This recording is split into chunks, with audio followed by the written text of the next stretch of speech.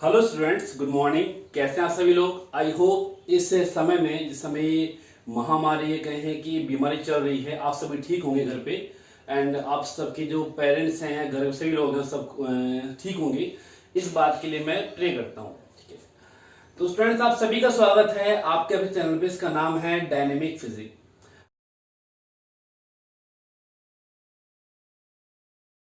जैसा कि आप सभी जानते हैं कि सीबीएसई एग्जाम से, या कहें सीबीएसई बोर्ड एग्जाम कैंसिल हो चुके हैं। तो कुछ लोगों के लिए अच्छी खबर है और कुछ लोगों के लिए बुरी। अच्छी उन लोगों के लिए है जो पढ़ना नहीं चाहते या जिन्हें एग्जाम से डर लगता है, कह सकते हैं इस बात को। फर्स्ट ऑफ ऑल, कहने से बहुत से बच्चे हैं जिन्हें इस बात से डर लगता है एग्जाम से कि नहीं है एग्जाम। लेकिन जिन बच्चों ने पूरे साल भर मेहनत की है, पूरे साल भर, और जिनका टारगेट नीट था, आईआईटी था, वॉटेवर जो भी था, एक बड़ा टारगेट जो लेके चल रहे थे, उन सभी के लिए बुरी खबर है। क्यों? क्योंकि सीबीएसई एग्जाम बहुत कुछ डिसाइड करते हैं हमारे आगे के फ्यूचर को। हम नीट में कैसा करेंगे। अब वो लोग जो पढ़ाई कर चुके थे, वो सब कह सकते हैं एक तरह से होपलेस हो गए कि हाँ ठीक है, एग्जाम नहीं हुआ। जनरली हमारी थिंकिंग होती है साइकोलॉजिकल, हम इसी बात करते हैं कि जहाँ ठीक है एग्जाम कैंसिल हो गया, हम तो ढीले पड़ जाते हैं, लूज हो जाते हैं चीज़ों को लेके। लेकिन जहाँ एग्जाम डेट है, हम कंटिन्यू काम करते हैं। तो ऐसा इफेक्ट ना पड़े, उसके लिए हम कोशिश करेंगे सभी। आप सभी कैसे, आप सभी के लिए प्रे करता हूँ कि आप सभी आगे अपने फ्यूचर में सिक्योर हो इस बात के लिए, और आपका फ्यूचर ब्राइट हो। ठीक है, तो स्टूडेंट्स, आज हम बात कर रहे हैं प्रीवियस ईयर लेक्चर्स की बात करें, प्रीवियस ईयर क्वेश्चंस की बात कर रहे हैं। इस चैनल पे आपको चैप्टर वाइज जो भी लास्ट ईयर क्वेश्चन आए हुए हैं आरबीएसई बोर्ड फिजिक्स में, वो सारे आपको यहाँ मिलेंगे। सॉल्यूशन मिलेगा, प्लस क्वेश्चन मिलेंगे, और ये भी मिलेगा कि कौन सा क्वेश्चन आने की पॉसिबिलिटी है आगे। क्लियर? ये सारी बातें हम करेंगे। तो स्टार्ट करते हैं इस बात के लिए। चलिए, हम बात कर रहे हैं चैप्टर वाइज, और हमारा चैप्टर जो है वो 1। इस चैप्टर 1 की बात करें, ये हिंदी मीडियम के लिए है। इंग्लिश मीडियम के लिए ये लेक्चर अलग से आ जाएगा, क्योंकि दोनों एक साथ पॉसिबल नहीं है। बायलिंगुअल में हाँ ठीक है, मैं बायलिंगुअल हूं, बट बच्चों को दिक्कत आती है, तो हम सेपरेट करेंगे, लेक्चर अलग अलग बनेंगे। ज्यादा बड़ा लेक्चर नहीं है, बट आपके लिए बहुत हेल्पफुल होगा, क्योंकि लास्ट या प्रीवियस ईयर क्वेश्चन जो है वही डिसाइड करते हैं कि पेपर में आगे क्या आएगा। और हम स्टूडेंट्स की बात करें तो स्टूडेंट्स जो है वो क्वेश्चन प्रेफर ज्यादा करते हैं बजाय चैप्टर के। ठीक है, तो स्टार्ट करते हैं चैप्टर 1। इस चैप्टर की बात करते हैं तो इस चैप्टर का नाम है स्थिर वैद्युतिकी। हम चैप्टर वाइज बात करेंगे कि इस चैप्टर में कौन सा क्वेश्चन आया, एंड ओवरऑल हमारे एग्जाम में जो क्वेश्चन आता है वो यूनिट वाइज आता है। तो एक यूनिट पूरी होने के बाद हम वो भी डिस्कस करेंगे कि इन 4 चैप्टर की एक यूनिट थी, और इन चारों चैप्टर से एक यूनिट की फॉर्म में इतने मार्क्स के क्वेश्चन आते हैं, वो भी हम बात करेंगे। पहले हम बात कर रहे हैं चैप्टर फर्स्ट की। यूनिट की बात करते हैं तो जो यूनिट फर्स्ट है, उसमें chapter 1, chapter 2, chapter 3 and chapter 4 RBSE के अकॉर्डिंग। एनसीईआरटी का जो नया सिलेबस है 12th बोर्ड में उस बार लागू हो गया है। उस एनसीईआरटी में चैप्टर्स का ऑर्डर क्या होता है, उससे पहले चैप्टर की बात करें तो एनसीईआरटी में ये दोनों चैप्टर एक थे और ये दोनों एक थे। मतलब यहाँ आरबीएसई बुक में 4 चैप्टर काउंट होते हैं और एनसीईआरटी में 2 ही चैप्टर काउंट होते हैं। पहली बात याद रखिए। अब चेंज होगा तो क्या चेंज होगा हम नहीं जानते, बट अगर ऐसा है तो ये रहेगा, यूनिट सेम रहती है। और ये यूनिट है, याद रखिए 7 मार्क्स की यूनिट है।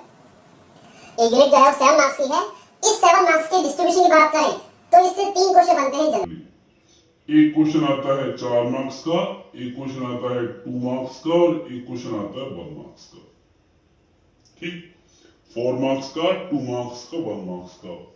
ये जो क्वेश्चन 4 है, ये बड़ा क्वेश्चन है, और जनरली ये आपके गाउस लॉ से आता है। ये जो क्वेश्चन है ये गाउस लॉ से आता है मोस्ट प्रोबेबली, और नहीं तो ये आपके चैप्टर 4 जिसको आप बोलते हैं संधारित्र, वहां से आता है।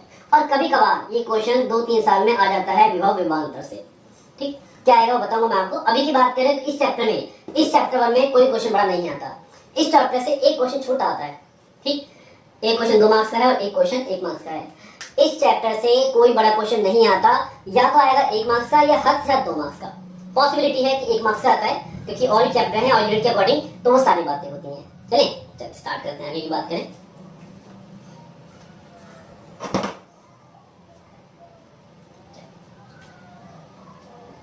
हाँ देखिए, चैप्टर की बात करते हैं तो इस चैप्टर में जो टॉपिक्स हैं उनकी हम बात करते हैं ताकि हमें माइंड में रहे कि हमने क्या क्या पढ़ा, तो रिवाइज कर लेते हैं। वन शॉट कह सकते हैं, जो आज का चलता है वन शॉट एक बार में। फर्स्ट पॉइंट की बात करें तो जो पहला पॉइंट है वो है हमारा आवेश। और आवेश की बात करें तो एक आवेश 3 तरह के क्षेत्र उत्पन्न करता है। पहला विद्युत क्षेत्र, जिसको हम बोलते हैं शॉर्ट में ई वेक्टर, मैं लेक्चर ज्यादा बड़ा नहीं करूंगा, ठीक। सेकंड चुंबकीय क्षेत्र, और तीसरा जो है वो है विद्युत चुंबकीय क्षेत्र, इलेक्ट्रोमैग्नेटिक वेव्स, ठीक। इलेक्ट्रोमैग्नेटिक फील्ड बोल सकते हैं, वेव्स बोल सकते हैं, ठीक है। ये जो इलेक्ट्रिक फील्ड है ये क्यों आता है, जबकि आवेश क्या होता है, स्थिर अवस्था में होता है। चुंबकीय क्षेत्र कब आता है, जब आवेश नियत वेग से गतिशील होता है, नियत वेग से गतिशील,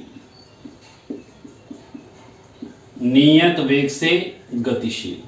और जो विद्युत चुंबकीय क्षेत्र है ये त्वरित वेग से गतिशील आवेश के कारण आता है। त्वरित वेग से गतिशील आवेश,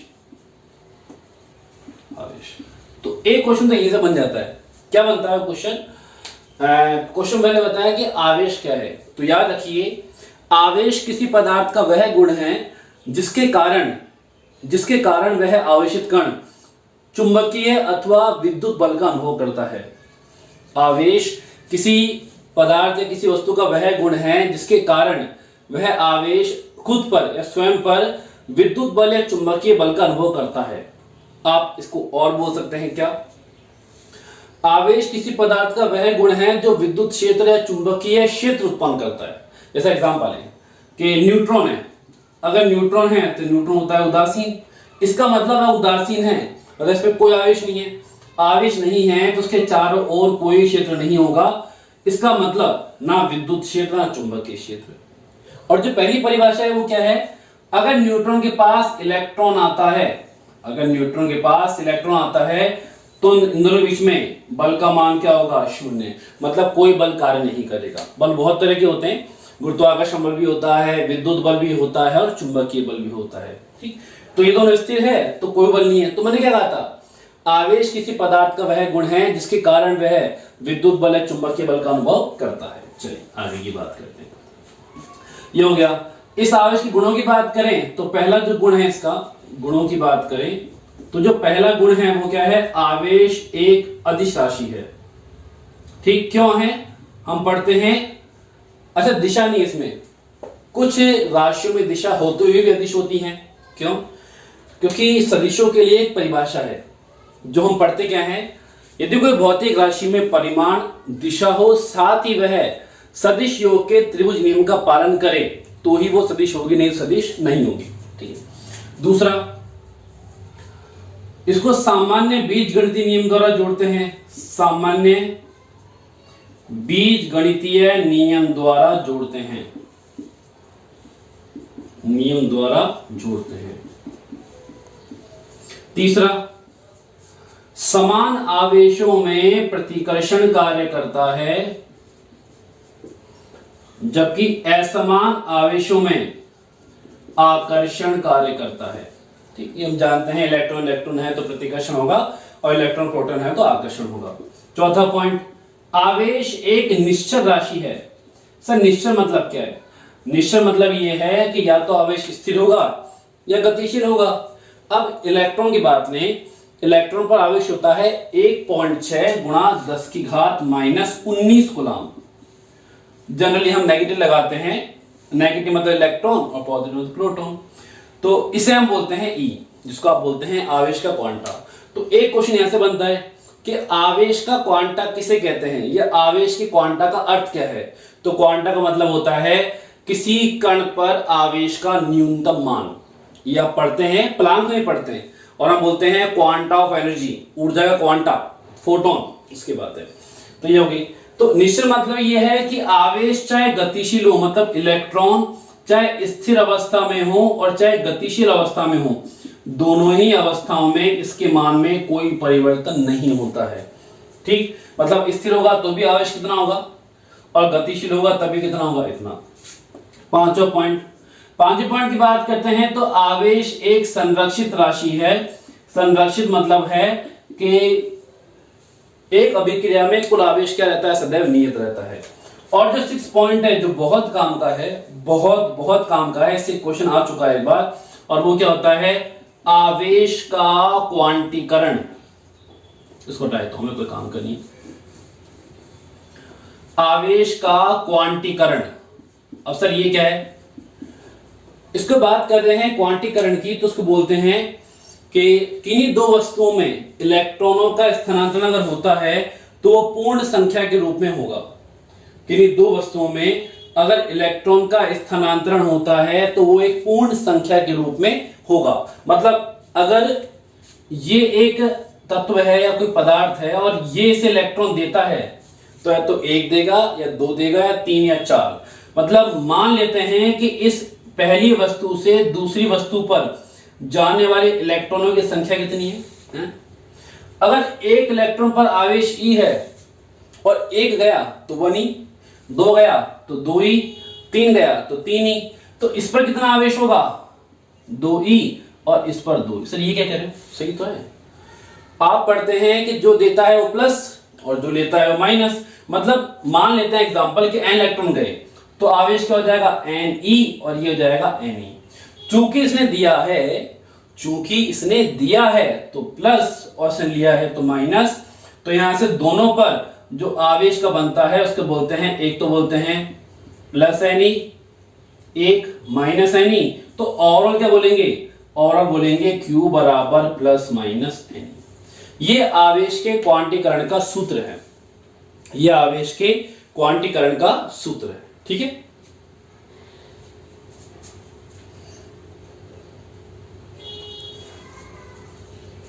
अच्छा यहां की बात करें तो यहां ये Q क्या है, कुल आवेश। क्या कहा मैंने, Q क्या है, किसी वस्तु पर कुल आवेश n इलेक्ट्रॉनों की संख्या, दो वस्तुओं में स्थानांतरित इलेक्ट्रॉनों की संख्या। और E क्या है, E है उस एक इलेक्ट्रॉन पर आवेश का मान।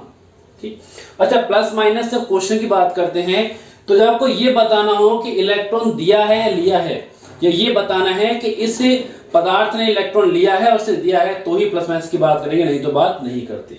ठीक, यहां तक की बात होगी। तो हम चले आगे की बात। यहां से क्वेश्चन बहुत शॉर्ट बनते हैं, हम ज्यादा बात भी नहीं करेंगे इसमें।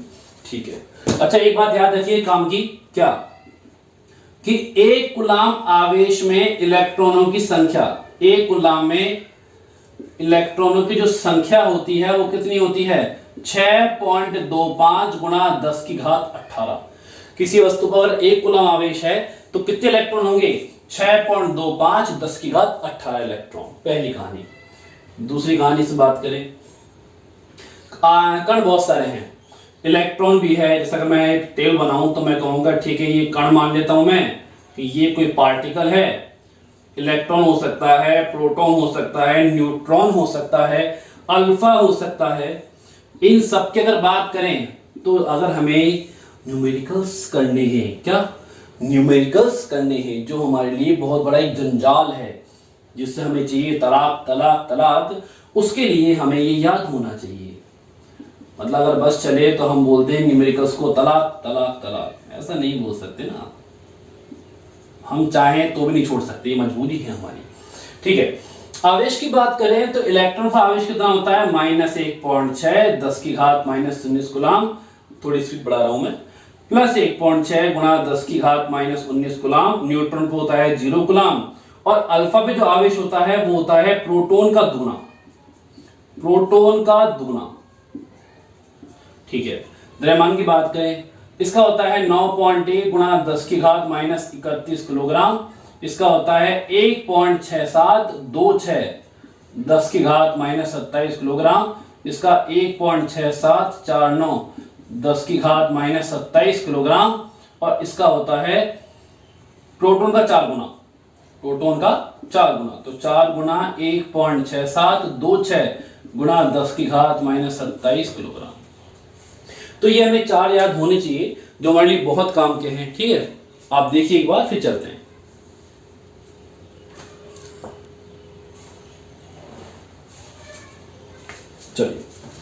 तो चले आगे, एक मैप बनाते हैं अच्छा सा कि हमें याद हो जाए सारी चीजें। एक मैप बनाते हैं अच्छा सा, आई थिंक यहां तक काम चल जाएगा। ठीक,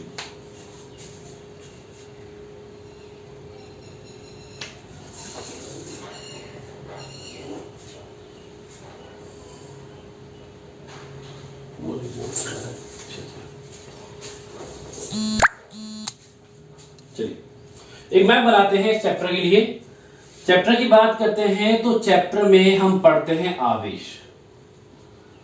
सबसे पहले इस आवेश की बात करें तो इस आवेश में हम पढ़ते हैं तीन चीजें जो हम बात कर चुके हैं कि या तो हो जाएगा विद्युत क्षेत्र, या हो जाएगा चुंबकीय क्षेत्र, और यह हो जाएगा विद्युत चुंबकीय क्षेत्र जो हम पढ़ चुके हैं। ठीक, दूसरी बात, इस आवेश की बात करते हैं तो आवेश के गुणों की बात हम कर चुके,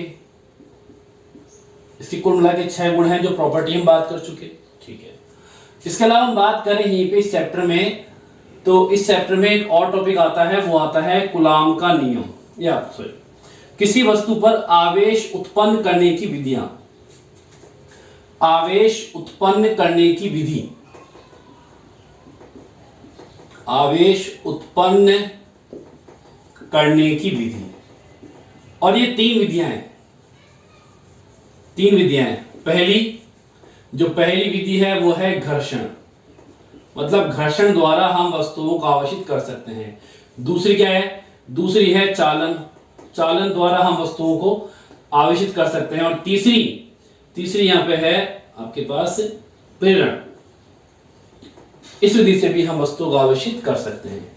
इसके अलावा किसी वस्तु पर किस प्रकृति का आवेश है, मतलब आवेश की प्रकृति ज्ञात करने के लिए, प्रकृति ज्ञात करने हेतु जो उपकरण है उसका नाम है इलेक्ट्रोस्कोप, विद्युतदर्शी, इलेक्ट्रोस्कोप। तो स्टूडेंट्स यहां तक बात समझ में है आपको, इलेक्ट्रोस्कोप। चलिए आगे बात करें। इसमें मेन टॉपिक आता है, वो आता है कूलाम का नियम। इसी आवेश की बात करें तो दो आवेशों के मध्य बल की बात करें तो दो आवेशों के मध्य बल ज्ञात करने का जो सूत्र है वो किसने दिया? कूलाम द्वारा। कूलाम की बात करते हैं तो जो कूलाम का नियम है वो है F बराबर के Q1 Q2 upon R square. ये निर्वात के लिए है, ये किसके लिए है? निर्वात के लिए। यहां निर्वात की बात करते हैं तो K क्या हो जाएगा? 1/4 पाई एप्सिलॉन नॉट, और इसकी वैल्यू क्या है? 8.85 10⁻⁻12 कूलाम स्क्वायर पर न्यूटन गुणा मीटर स्क्वायर। और इस K की बात करें तो K की वैल्यू कितनी है? K की वैल्यू है 9 10⁹ न्यूटन मीटर स्क्वायर पर कूलाम स्क्वायर। और इस K की विमा क्या है? K की विमा क्या है? विमा होती है m1 l3 t-4 a-2। और इसकी विमा क्या है?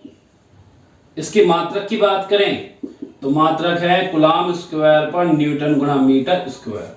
और जो विमा है इसकी वो क्या हो जाएगी? m-1 l3 t4 और ये a2।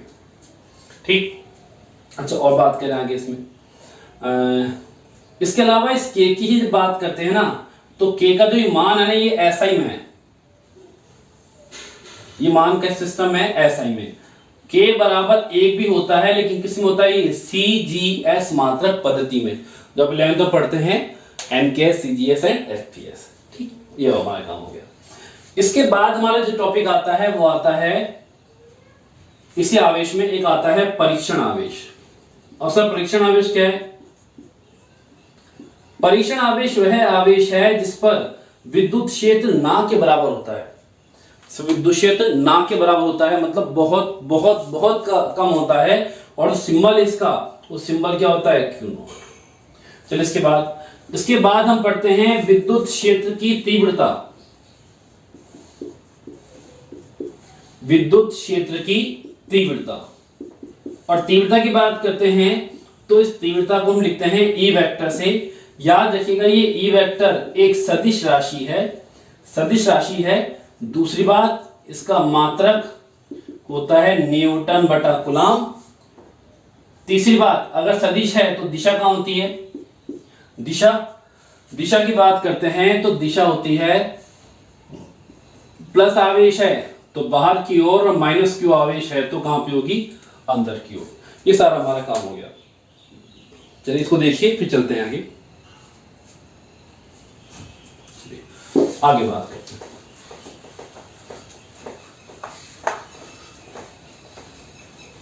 विद्युत क्षेत्र की ही बात करें तो जो ई का सूत्र है, ई वेक्टर मतलब विद्युत क्षेत्र की तीव्रता, इसका फॉर्मूला होता है एफ वेक्टर बटा क्यू नॉट। तो आप ध्यान से देखिए, एफ मतलब होता है बल, तो बल का मात्रक न्यूटन, और क्यू नॉट क्या है? परीक्षण आवेश। आवेश तो आवेश होता है, कोई भी आवेश हो, चुन्नो आवेश हो, मुन्नो आवेश हो, टुन्नो आवेश हो, कुलाम तो कुलाम ही रहेगा ना, क्या दिक्कत इसमें? ठीक है। इससे बात करें यहाँ पे तो इसके बाद टॉपिक आता है विद्युत विद्युत बल रेखाएं। विद्युत बल रेखाएं, अब सर ये क्या है? विद्युत क्षेत्र में खींचा गया वह काल्पनिक वक्र, विद्युत क्षेत्र में खींचा गया वह काल्पनिक वक्र जिस पर एक एकांक परीक्षण आवेश गति करने के लिए स्वतंत्र हो, उसे हम बोलते हैं विद्युत बल रेखाएं। वो जो वक्र है उन्हें बोलते हैं विद्युत बल रेखाएं। आपके एग्जाम में इसके गुणों की बात करता है, कुछ गुण है इसके पूछता है। सबसे पहला विद्युत बल रेखाएं कहां चलती हैं? ये चलती हैं प्लस से माइनस, मतलब धन आवेश से ऋण आवेश की ओर। दूसरा, ये खुला वक्र बनाती हैं, विद्युत बल रेखाएं खुला वक्र बनाती हैं। इसके अगर बात करें तो उससे कैसा बनेगा सुनिए, ये प्लस क्यू आवेश है और ये माइनस क्यू आवेश है, तो ये जाएंगी प्लस से माइनस की ओर, इस तरह से प्लस से माइनस की ओर। खुला वक्र मैंने क्यों कहा? क्योंकि आप इन आवेशों को अलग अलग कर सकते हो। ऐसा कोई नियम नहीं है कि जहां प्लस होगा वहां माइनस ही होगा, नहीं, ऐसा कोई नियम नहीं, ध्यान रखिएगा। हाँ, चुंबक की जब बात करते हैं तो चुंबक में ऐसा होता है कि जहां प्लस होता है वहां माइनस होगा, लेकिन यहां ऐसा नहीं है, तो खुला वक्र बना इसको अलग कर सकते हैं। तीसरी बात करें, अगर एकांक धनावेश है तो विद्युत बल रेखाओं की दिशा कहां होती है? आवेश से बाहर की ओर, मतलब दूर की ओर, ठीक। और ऋणावेश है तो बल रेखाओं की दिशा होती है आवेश के अंदर की ओर, मतलब इस तरह से। और सुनिए, ये चार प्रॉपर्टी हुई, तीन। चौथा, ये मान लेते हैं विद्युत बल रेखा है, इसका एक भाग लिया हमने, और मैंने कहा इसके पॉइंट है, तो मैंने कहा एक पॉइंट ए है, एक पॉइंट बी है और एक पॉइंट सी है। इसके हर एक पॉइंट पे विद्युत क्षेत्र की दिशा दिखाने के लिए हम क्या करते हैं? स्पर्श रेखा। ध्यान रखिएगा बच्चों, जब भी हम किसी भी टॉप पॉइंट में दिशा की बात करते हैं तो स्पर्श रेखा का नाम आता है, स्पर्श रेखा मतलब आता है टेंजेंट। तो किसी भी जगह, किसी भी ग्राफ में अगर आप दिशा की बात कर रहे हैं तो ये बात पल्ले गांठ बांध लीजिए, अगर पल्ला है तो, कि दिशा की हम बात करते हैं तो स्पर्श रेखा की बात आती है। तो किसी बिंदु पर खींची गई रेखा, स्पर्श रेखा, विद्युत क्षेत्र की दिशा को दर्शाती है। अच्छा, पांचों पॉइंट क्या है? पांचों पॉइंट है कि मान लो दो बल रेखाएं हैं, ये इसका एक पी पॉइंट है और इसका विद्युत क्षेत्र दिशा कहां होगी? साथ में एक रेखा और है और उसका भी एक पॉइंट है पी, या मैं कहूं मान लो क्यू, और इसकी दिशा बात करें यहां पे, अगर ये ऐसे है तो यहां पे दिशा कहां होगी? नीचे क्यू। अगर ये दोनों बल रेखाएं एक दूसरे को काटती हैं और दोनों के जो कटान बिंदु है पी और क्यू दोनों ही एक हो, दोनों कटान बिंदु एक ही हो, तो इसको मैं कहता हूं 1, इसे मैं कहता हूं 2। तो इस कटान बिंदु पर इसके अकॉर्डिंग दिशा कहां होगी? ऊपर, और इसके अकॉर्डिंग कहां होगी? नीचे। तो दो दिशाएं। अब यह संभव नहीं है, कोई पूछेगा ऐसा संभव क्यों नहीं है? क्योंकि एक बिंदु पर दो दिशाएं संभव नहीं है। मैं एक टाइम पे तुमसे बात भी कर लूं और पढ़ा भी लूं, नहीं हो सकता, ठीक। चलिए पॉइंट नंबर 6 की बात करें। एक वर्ड आता है एक समान विद्युत क्षेत्र और एक आता है असमान विद्युत क्षेत्र। यदि बल रेखाएं एक दूसरे के समांतर है और समान दूरी पर है, ये दूरी d, ये दूरी d और ये दूरी d समान दूरी पर है, तो इसे हम बोलते हैं एक समान विद्युत क्षेत्र, यूनिफॉर्म इलेक्ट्रिक फील्ड। लेकिन अगर ये बरखें समांतर भी हैं और असमान दूरी पर हैं, मतलब कभी पास हैं कभी दूर, कभी पास कभी दूर, कभी पास कभी दूर, चलते चलते, तो ऐसा होगा, इसे हम बोलते हैं असमान विद्युत क्षेत्र। जी हाँ, इसको हम बोलते हैं असमान विद्युत क्षेत्र। ठीक, द्विध्रुव की बात करते हैं तो इलेक्ट्रिक डायपोल, ध्यान सुनिएगा, विद्युत द्विध्रुव आघूर्ण, विद्युत द्विध्रुव आघूर्ण की बात करते हैं तो उसको बोलते हैं इलेक्ट्रिक डायपोल। द्विध्रुव की बात करें, यदि कोई दो आवेश जो परिमाण में समान लेकिन प्रकृति में विपरीत हो, मतलब इनकी वैल्यू सेम हो लेकिन दोनों पे जो आवेश की प्रकृति है प्लस माइनस वो अलग हो, जैसा एग्जांपल हो इलेक्ट्रॉन प्रोटॉन, ठीक, H प्लस और Cl माइनस, ये क्या है, द्विध्रुव बनाएंगे। तो ये दोनों आवेश अल्प दूरी पर हो तो बनता है विद्युत द्विध्रुव। इस विद्युत द्विध्रुव से, इस निकाय से, एक सिस्टम है ये, ठीक है, ये कोई भौतिक राशि नहीं है, ये एक निकाय है। इलेक्ट्रॉन के एक परमाणु की बात कर लो, हर एक परमाणु एक विद्युत द्विध्रुव का निर्माण करता है। इसे कैसे पहचानेंगे? किसी भी द्विध्रुव की या किसी भी निकाय की ये पहचान अगर करनी है कि द्विध्रुव है कि नहीं है, तो पहले ये चेक कर लो कि उस निकाय का कुल आवेश शून्य है कि नहीं है। यदि निकाय का कुल आवेश शून्य है और आवेशों के मध्य की दूरी अत्यल्प है, तो उस कंडीशन में उसे हम बोलते हैं विद्युत द्विध्रुव। इसमें एक आता है आदर्श द्विध्रुव, इसमें एक आता है आदर्श द्विध्रुव। तो उसके लिए कंडीशन क्या है? आइडियल इलेक्ट्रिक डायपोल, एक आदर्श द्विध्रुव के लिए कंडीशन ये है कि दोनों आवेशों के मध्य की दूरी लगभग शून्य हो और आवेश का मान अत्यधिक हो, तो उसे हम बोलते हैं आदर्श द्विध्रुव। ठीक है, कई जगह इसको आवेश को अनंत बोलते हैं कि आवेश का मान अनंत हो और दूरी क्या हो, लगभग शून्य हो, ठीक है, अत्यल्प हो। अब से बात करते हैं तो इससे जो भौतिक राशि निकलती है वो होती है विद्युत द्विध्रुव आघूर्ण, विद्युत द्विध्रुव आघूर्ण। अब वो क्या है सर? विद्युत द्विध्रुव आघूर्ण की बात करते हैं तो आवेश का परिमाण, मतलब आवेश का मान Q, और दोनों के मध्य की दूरी मैं लेता हूं 2a, तो दोनों के मध्य की दूरी का गुणनफल विद्युत द्विध्रुव आघूर्ण कहलाता है। यह एक सदिश राशि है। मात्रक की बात करें तो मात्रक है कूलाम इंटू मीटर। इसके अलावा एक और मात्रक है डिबाई, इसके अलावा एक और है डिबाई। और सदिश की बात करें तो दिशा भी होगी, तो दिशा कहां से कहां है? माइनस क्यू आवेश से प्लस क्यू आवेश की ओर। कोई पूछे कि विद्युत बल रेखा और द्विध्रुव की दिशा दोनों की बात करें तो याद रखिए, विद्युत बल रेखाओं की दिशा या विद्युत क्षेत्र की दिशा द्विध्रुव के विपरीत दिशा में होती है। मतलब विद्युत क्षेत्र होता है प्लस से माइनस और द्विध्रुव का होता है माइनस से प्लस। अच्छा, इस द्विध्रुव की बात कर रहे हैं तो मान लेते हैं A पर माइनस क्यू आवेश और B पर प्लस क्यू। ये जो रेखा है ना AB, इस रेखा को आप बोलते हैं अक्ष रेखा। द्विध्रुव के दोनों आवेशों को मिलाने वाली रेखा अक्ष रेखा। और एक रेखा ये लो, ऐसे लो, ये A, ये एक द्विध्रुव है AB, इस पर है माइनस क्यू, इस पर है प्लस क्यू और मध्य की दूरी क्या है 2a और ये मध्य बिंदु O। तो वह रेखा जो द्विध्रुव की अक्ष रेखा के लंबवत है और द्विध्रुव के मध्य बिंदु से गुजरती है, इसे हम बोलते हैं निरक्ष रेखा। हमारे बोर्ड एग्जाम में इस चैप्टर के इस टॉपिक से क्वेश्चन आता है 4 नंबर का, कितने का? 4 का। और क्या है क्वेश्चन? ये आता है कि अक्ष रेखा पर विद्युत क्षेत्र की तीव्रता का सूत्र व्युत्पन्न करो। वो हम बात करेंगे चैप्टर्स की, जब क्वेश्चन की बात करेंगे तब। नेक्स्ट वीडियो उसी का है। अक्ष रेखा पर विद्युत क्षेत्र की तीव्रता, और जो फॉर्मूला है वो याद रखिए, आपके न्यूमेरिकल से बहुत काम आता है, 2kp अपॉन में r3। वेक्टर फॉर्म में क्या आ जाएगा? r है। और निरक्ष की बात करते हैं तो निरक्ष रेखा पर विद्युत क्षेत्र की जो फॉर्मूला है वो होता है kp वेक्टर अपॉन rq, और ये क्या हो जाएगा? r के। kp वेक्टर अपॉन rq और ये r के। इसके अलावा एक लास्ट टॉपिक की बात करते हैं तो वो हमारा होता है द्विध्रुव पर बल और बलागुण एक समान विद्युत क्षेत्र में द्विध्रुव पर बल और बलागुण, यहां से एक क्वेश्चन आपके ऑब्जेक्टिव आ सकता है अगर आपका एग्जाम होगा तो। अच्छा, ये जो करवा रहे सर हमारे तो एग्जाम कैंसिल हो सकते हैं, बिल्कुल सही बात है। अगर एग्जाम कैंसिल नहीं होते हैं तो ये आपके लिए बहुत हेल्पफुल होगी। आई होप इस बात को अगर जुड़े देखते हैं पूरा तो।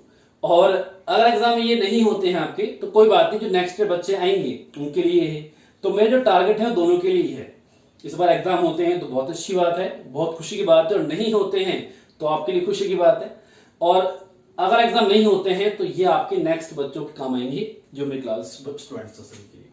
तो एक समान विद्युत क्षेत्र में द्विध्रुव पर बल और बलागुण, यहां से एक ऑब्जेक्टिव क्वेश्चन बनता है। क्या क्वेश्चन ये बनता है कि एक विद्युत द्विध्रुव एक समान विद्युत क्षेत्र में रखा है, एक विद्युत द्विध्रुव एक समान विद्युत क्षेत्र में रखा है। अगर रखा है तो बताइए द्विध्रुव पर कितना बल लगेगा, द्विध्रुव पर कितना बल लगेगा। तो याद रखिए यहां पे अगर एक समान विद्युत क्षेत्र है तो जो कुल बल है उसका मान क्या हो जाएगा, 0। बल तो लगेगा, बल तो लगेगा, लेकिन कुल बल का मान क्या हो जाएगा, 0। लेकिन बल आघूर्ण का मान 0 नहीं होगा। या बल आघूर्ण की बात करें तो 11th में आप पढ़ते हैं द्रव्यमान केंद्र के चैप्टर में, या उस चैप्टर का नाम है घूर्णी गति। वहां की बात करें बल आघूर्ण, बल आघूर्ण वही काम करता है जो रैखिक गति में बल या कार्य करते हैं। ठीक है। अच्छा, बल आघूर्ण का सूत्र क्या है, टॉ वेक्टर बराबर r vector cross, tau vector बराबर जनरल फॉर्मूले की बात करें तो 11th में तो काम आता है r vector cross f vector. इस चैप्टर की बात करते हैं तो टॉ वेक्टर होता है p vector cross e vector. तो ये हमारा वन शॉट पूरा हो गया इस चैप्टर का। आई होप आप सभी के लिए बहुत काम का होगा, हेल्पफुल होगा, और इससे आप जो भी डाउट्स हैं वो क्लियर कर सकते हैं। फिर भी कोई डाउट किसी को होता है तो कमेंट सेक्शन में मुझे लिख सकता है इस बात के लिए। ठीक, so thank you very much.